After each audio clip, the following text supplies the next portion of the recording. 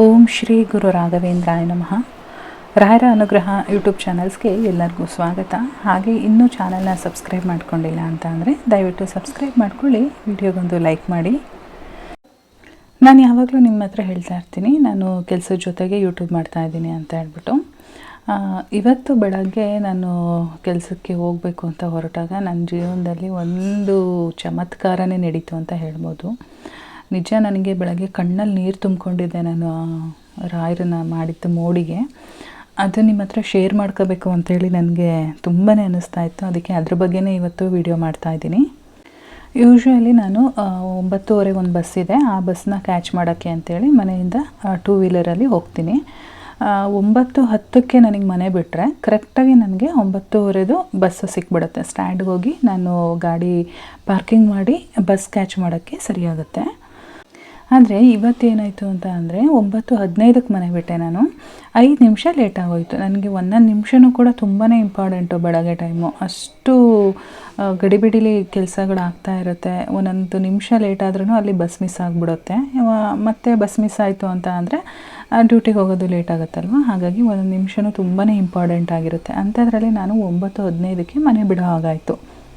9:15ಕ್ಕೆ ಮನೆ ಬಿಟ್ಟೆ ಅಂತ ಅಂದರೆ ಆಲ್ಮೋಸ್ಟ್ ನಾನು 9:35ಕ್ಕೆ ನಾನು ಸ್ಟ್ಯಾಂಡಿಗೆ ರೀಚ್ ಆಗ್ತೀನಿ. ನಾನು ಗಾಡಿ ಪಾರ್ಕಿಂಗ್ ಹಾಕಿ ಸ್ಟ್ಯಾಂಡ್ ಒಳಗಡೆ ಹೋಗಿ ಬಸ್ ಹತ್ತಕ್ಕೆ 9:35 ಆಗೋಗುತ್ತೆ. 9:30 ಗಾಡಿ ಹೊರಟೋಗಿರುತ್ತೆ.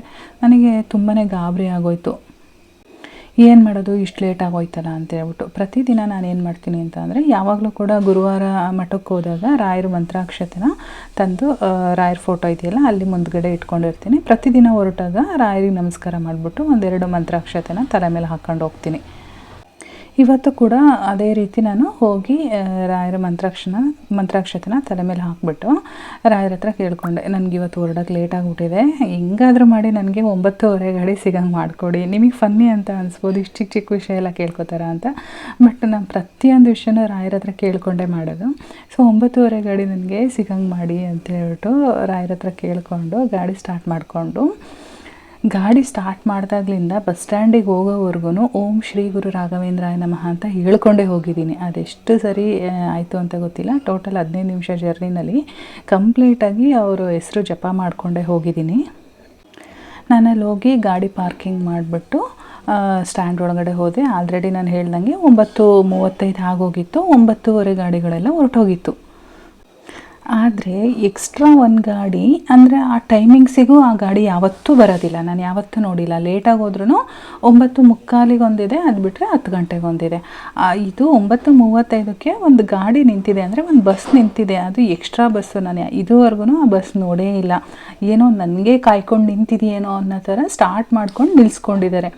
ನಾನು ಹೋಗಿದ ತಕ್ಷಣ ಸದ್ಯ ಬಸ್ ಇದೆಯಲ್ಲ ಅಂತ ಅಂದ್ಕೊಂಡು ಬಸ್ ಒಳಗಡೆ ಹೋಗಿ ಕೂತ್ಕೊಂಡೆ. ಅಷ್ಟು ಗಡಿಬಿಡಿಲಿ ಹೋಗಿದ್ನಲ್ಲ, ಹಾಗಾಗಿ ಬಸ್ ಒಳಗಡೆ ಹೋಗಿ ಕೂತ್ಕೊಂಡು ಹಿಂಗೆ ಸುಧಾರಿಸ್ಕೊಂಡು ಸ್ವಲ್ಪ ತಲೆ ಎತ್ತಿ ನೋಡ್ತೀನಿ. ಮುಂದುಗಡೆ ಗ್ಲಾಸ್ ಇರುತ್ತಲ್ಲ, ಅಲ್ಲಿ ಆ ಗ್ಲಾಸ್ ಮೇಲೆ ರಾಯರದು ಫೋಟೋದ ಸ್ಟಿಕ್ಕರ್ ಹಾಕಿದ್ದಾರೆ. ಏನು ಹೇಳ್ತೀರಾ ಇದಕ್ಕೆ? ನನಗೆ ಹೆಂಗಾಯಿತು ಅಂತ ಅಂದರೆ, ನೋಡಿ 9:30 ಬಸ್ ಹೊರಟೋಗಿದೆ, ಆದರೆ ಆ ಟೈಮಲ್ಲಿ ಇಲ್ಲದೇ ಇರೋ ಬಸ್ ಬಂದು ನಿಂತಿದೆ, ಅದರಲ್ಲಿ ರಾಯರ ಫೋಟೋ ಇದೆ. ನನಗೆ ಹೆಂಗಾಯಿತು ಗೊತ್ತಾ? ನಿಜ ಇವಾಗ ನಿಮ್ಮ ಹತ್ರ ಹೇಳ್ತಾ ಇದ್ದೀನಿ ಅಂದರೆ ಈಗಲೂ ಕೂಡ ನನಗೆ ಕಣ್ಣಲ್ಲಿ ನೀರು ತುಂಬ್ಕೋತಾ ಇದೆ. ರಾಯರೇ ನನಗೆ ಕರ್ಕೊಂಡೋಗಕ್ಕೆ ಬಂದಿದ್ದಾರೇನೋ, ಕರ್ಕೊಂಡೋಗಿ ಡ್ಯೂಟಿ ಬಿಡೋದಕ್ಕೆ ಅನ್ನೋ ಥರ ಫೀಲ್ ಆಗೋಯಿತು. ನನಗೆ ಎಷ್ಟು ಖುಷಿ, ಅದನ್ನು ಯಾರ ಹತ್ರನೂ ಅಲ್ಲಿ ಹೇಳ್ಕೊಳಕ್ಕೂ ಆಗ್ತಿಲ್ಲ. ಯಾಕೆಂದರೆ ಬಸ್ಸಲ್ಲಿ ಯಾರೂ ಪರಿಚಯದವ್ರು ಇರಲ್ವಲ್ಲ. ಸೊ ತುಂಬಾ ಖುಷಿ ಆಯಿತು. ಈ ಖುಷಿನ ನಿಮ್ಮ ಜೊತೆ ಹೇಳ್ಕೋಬೇಕು ಅಂತ ಅನ್ನಿಸ್ತು.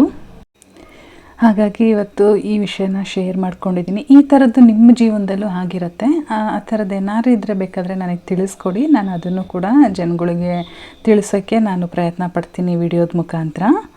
ಇವಾಗ ಹೇಳಿ, ಇದು ರಾಯರ ಪವಾಡ ಅಲ್ದೇ ಇನ್ನೇನು ಅಂತ ಅಲ್ವಾ? ನನಗಂತೂ ಇವತ್ತು ತುಂಬಾ ಖುಷಿಯಾಗಿದ್ದೀನಿ ರಾಯರು ಈ ಪವಾಡ ಮಾಡಿದ್ದು ನೋಡಿ.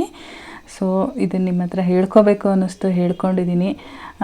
ಇಷ್ಟ ಆಗಿದರೆ ನಿಮಗೂ ಕೂಡ ವಿಡಿಯೋಗೊಂದು ಲೈಕ್ ಮಾಡಿ. ಹಾಗೆ ಓಂ ಶ್ರೀ ಗುರು ರಾಘವೇಂದ್ರಾಯ ನಮಃ ಅಂತ ಹೇಳ್ಬಿಟ್ಟು ಕಮೆಂಟಲ್ಲಿ ಬರೀರಿ.